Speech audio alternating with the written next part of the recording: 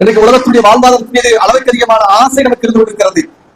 அந்த ஆசை எப்படி இருக்கிறது என்று சொன்னால், இந்த உலகம் தான் நிரந்தரமானது என்ற அடிப்படையிலே பொருளாதாரத்தை ஈட்டுவதற்காக முயற்சி செய்கிறோம். அதற்காக பொருளாதாரத்தை ஈட்ட வேண்டாம் என்று நாம் சொல்லவில்லை. அது உலகத்துடைய படித்தரம் அவ்வளவுதான், வாழ்க்கைக்காக.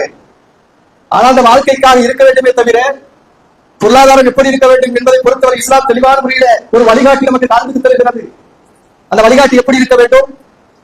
இந்த உலகத்தில் இருக்கக்கூடிய அல்லாஹ்வுடைய இபாதத்தை மறந்தவர்களாக பொருளாதாரம் இருந்து விடக்கூடாது.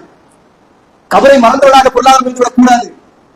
கபருடைய கேள்வி வினைகளை மறந்தவர்களாக பொருளாதாரம் இருந்து விடக்கூடாது. அரசாட்சி வியாபாரிலே அல்லாஹ் விசாரிப்பானே, அதை மறந்தவர்களாக இந்த பொருளாதாரம் இருந்து விடக்கூடாது. இதையெல்லாம் ஞாபகம் வைத்து, இதையெல்லாம் உள்ளத்திலே பதித்து, இபாதத்துக்கு முக்கியத்துவம் கொடுத்து, மறுமையிலே அல்லாஹ் நான் சம்பாதிக்கக்கூடிய பொருளாதாரத்தை குறித்து விசாரிப்பார் என்ற சிந்தனையோடு ஒரு மனிதர், ஒரு இஸ்லாமியன், ஒரு முஸ்லிம் பொருளாதாரத்தை எவ்வளவு வீட்டினாலும் குற்றமே கிடையாது. அது ஹலால் இருக்க வேண்டும், பரவாயில்லை, தராம் இருக்க வேண்டும் சொன்னால் அதை குறித்து அல்லாஹ் நிச்சயமாக விசாரணை செய்வார்.